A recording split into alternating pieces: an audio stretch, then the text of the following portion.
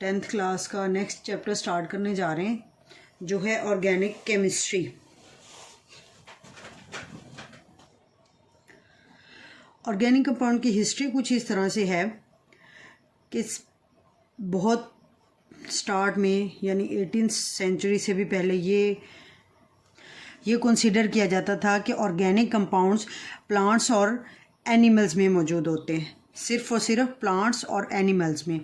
Plants में जो organic compounds मौजूद होते हैं उनके अंदर कार्बन, हाइड्रोजन, ऑक्सीजन ये तीनों तरह के एलिमेंट पाए जाते हैं, जबकि एनिमल्स के अंदर जो ऑर्गेनिक कंपाउंड्स पाए जाते थे ना उनमें carbon, hydrogen, nitrogen, oxygen, sulphur, phosphorus ये एलिमेंट जो होते हैं मौजूद होते हैं।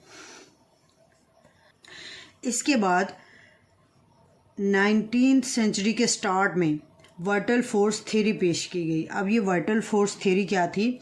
ये पेश की थी जैकब बर्जीलियस ने। जैकब बर्जीलियस ने कहा था कि ऑर्गेनिक कंपाउंड सिर्फ लिविंग ऑर्गेनिज्म के अंदर बन सकते हैं, इनको आर्टिफिशली हम लेबॉर्ट्री के अंदर तैयार नहीं कर सकते। ये कॉन्सेप्ट जैकब बर्जीलियस ने दिया था। इसके मुताबिक वाइटल फोर्स थ्योरी ये कहती है कि ऑर्गेनिक कंपाउंड्स को कोई वाइटल फोर्स या यूं कह लें कोई पुरअसरार क़ुव्वत लिविंग ऑर्गेनिज्म के अंदर बनाती है। अब ये लिविंग ऑर्गेनिज्म कौन से थे? Plants and animals. इन दो तरह के लिविंग ऑर्गेनिजम्स के अंदर ऑर्गेनिक कंपाउंड किसी वाइटल फोर्स के ज़रिए असर पैदा होते हैं, सिंथेसाइज होते हैं, प्रोड्यूस हो रहे होते हैं। उनको हम लेबॉर्ट्री में तैयार नहीं कर सकते। ये नज़रिया था वाइटल फोर्स थ्योरी के अंडर जो पेश किया गया। उसके बाद 1928 में वोलर ने यूरिया तैयार की जो एक ऑर्गेनिक कंपाउंड था। ये ऑर्गेनिक कंपाउंड इनऑर्गेनिक कंपाउंड से तैयार किया गया। ये अमोनियम साइनाइड, इसको बहुत ज़्यादा टेम्परेचर पर हीट किया गया। यही वाले जो एलिमेंट्स थे इसके अंदर जो मौजूद थे इन्होंने अपने आप को रीअरेंज किया, इससे यूरिया बन गई, जिसका फार्मूला इस तरह से है कि दरमियान में कार्बन, ऑक्सीजन होते हैं और दोनों साइडों पे नाइट्रोजन होती है और लास्ट में 2 हाइड्रोजन एटम इधर और 2 इधर मौजूद होते हैं। ये जो स्ट्रक्चरल फार्मूला था ये यूरिया का था। इनऑर्गेनिक कंपाउंड से यूरिया तैयार की गई। लेबॉर्ट्री में ये रिएक्शन हुआ और इस रिएक्शन के होने के बाद जब यूरिया बन गई, यूरिया की सारी प्रॉपर्टीज़ ऑर्गेनिक कंपाउंड वाली ही थी।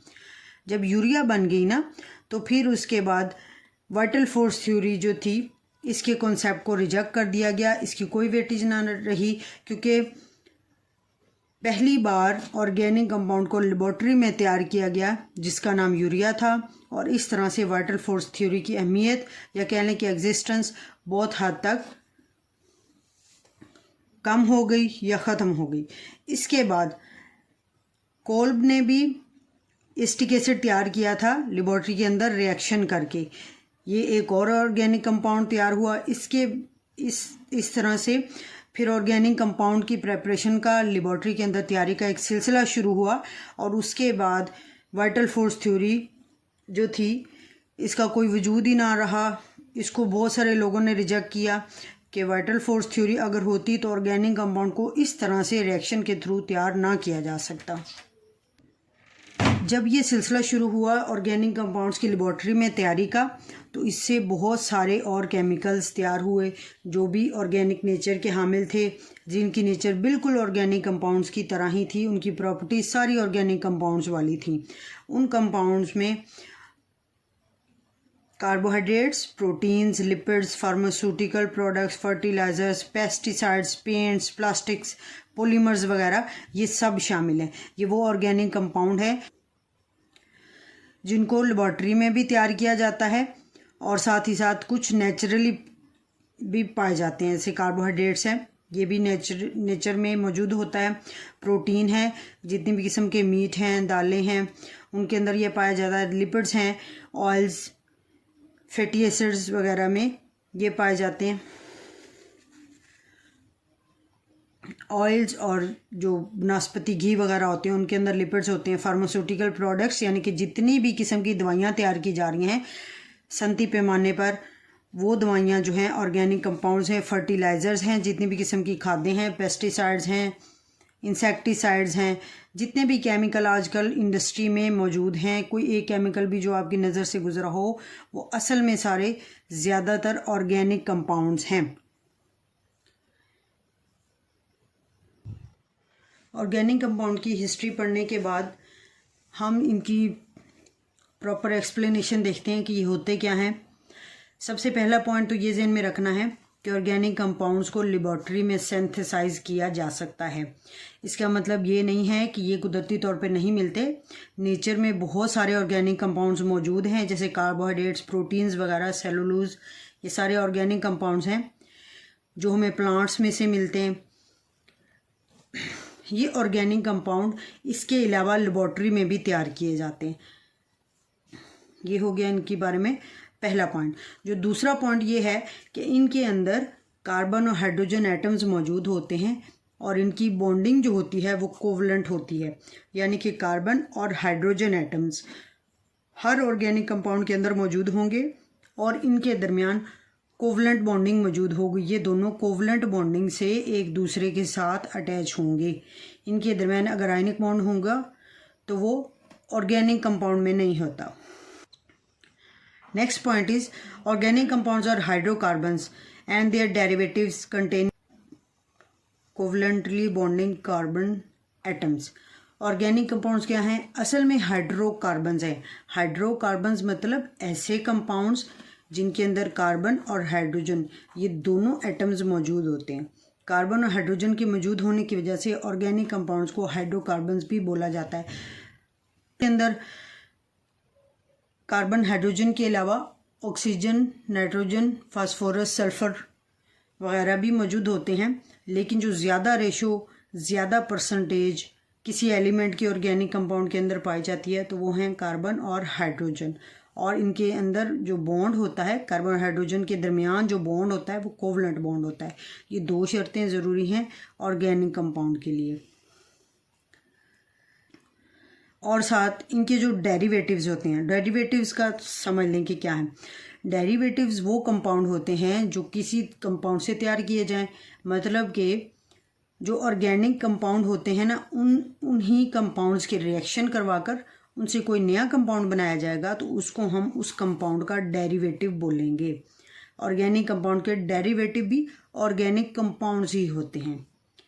ठीक हो गया। अगला पॉइंट ये है कि ऑर्गेनिक कंपाउंड की जो स्टडी होती है, या हाइड्रोकार्बन्स की स्टडी कह लें, क्योंकि ऑर्गेनिक कंपाउंड हाइड्रोकार्बन्स ही होते हैं। ऑर्गेनिक कंपाउंड या हाइड्रोकार्बन्स की जो स्टडी होती है वो ऑर्गेनिक केमिस्ट्री कहलाती है।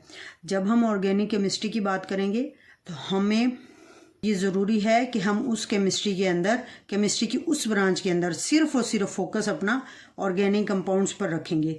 ऑर्गेनिक कंपाउंड्स क्या होते हैं, उनके डेरिवेटिव्स क्या होते हैं, ऑर्गेनिक कंपाउंड कैसे बनते हैं, नेचुरली प्रेजेंट ऑर्गेनिक कंपाउंड कौन से होते हैं, आर्टिफिशियली कौन से तैयार किए जाते हैं, किस तरह से बनाए जाते हैं, कौन कौन सी चीज़ें ऑर्गेनिक कंपाउंड्स की लिस्ट में शामिल होती हैं, ये सारा कॉन्सेप्ट, ये सारा नज़रिया, इसके साथ साथ इनके स्ट्रक्चर्स क्या होते हैं, ये रिएक्शंस कैसे देते हैं, हमारी डेली लाइफ में इनका क्या यूज़ है, ये सारी चीज़ें, ये सारा इल्म ऑर्गेनिक केमिस्ट्री के अंदर स्टडी किया जाता है।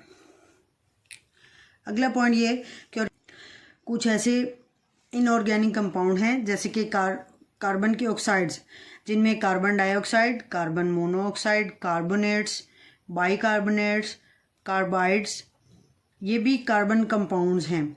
लेकिन इनके अंदर जो होता है ना, हैं तो ये भी कार्बन कंपाउंड, और इनके अंदर आपको ऑक्सीजन भी देखने को मिलेगी, हाइड्रोजन भी, जैसे कि कार्बोनेट्स, बाइकार्बोनेट्स में होती है। ऑर्गेनिक कंपाउंड नहीं होते क्योंकि इनकी प्रॉपर्टीज़ जब स्टडी की गई हैं तो उनकी प्रॉपर्टीज़ डिफरेंट होती हैं ऑर्गेनिक कंपाउंड से। यानी कि इनऑर्गेनिक कंपाउंड और ऑर्गेनिक कंपाउंड में जो मेन डिफरेंस होता है वो इनकी प्रॉपर्टीज़ होती है, इनकी केमिकल प्रॉपर्टीज़ और इनकी फिज़िकल प्रॉपर्टीज़ दोनों ही डिफरेंट होती हैं ऑर्गेनिक कंपाउंड से। इसलिए ये जो केमिकल मैंने आपको अभी बताए हैं ये ऑर्गेनिक नहीं है, बल्कि ये इनऑर्गेनिक नेचर के होते हैं। ऑर्गेनिक कंपाउंड के डिफरेंट स्ट्रक्चरल फार्मूलाज होते हैं। 4 तरह के स्ट्रक्चरल फार्मूलाज हैं। मॉलिक्यूलर फार्मूला बेसिकली होता है जो हम आमतौर पे देखते हैं। स्ट्रक्चरल फार्मूला होता है, इसके अलावा इनका कंडेंस्ड फार्मूला होता है, और चौथा फार्मूला जो इनका डॉट एंड क्रॉस फार्मूला होता है। ये चारों तरह के फार्मूलाज बहुत डिटेल से, बहुत अच्छी तरह से स्टडी करेंगे। एक एक पॉइंट में क्लियर करूँगी आपको, लेकिन ये इसी में अगर रखें तो लेक्चर बहुत लंबा हो जाएगा, इसलिए कल के लेक्चर में इसको स्टडी करेंगे। आने वाले लेक्चर्स के लिए बेल आइकन को प्रेस करना मत भूलें, और न्यू व्यूवर से मेरी रिक्वेस्ट है कि अल्केमिस्ट ऑनलाइन को सब्सक्राइब लाजमी करें। Thank you so much. Allah हाफिज़।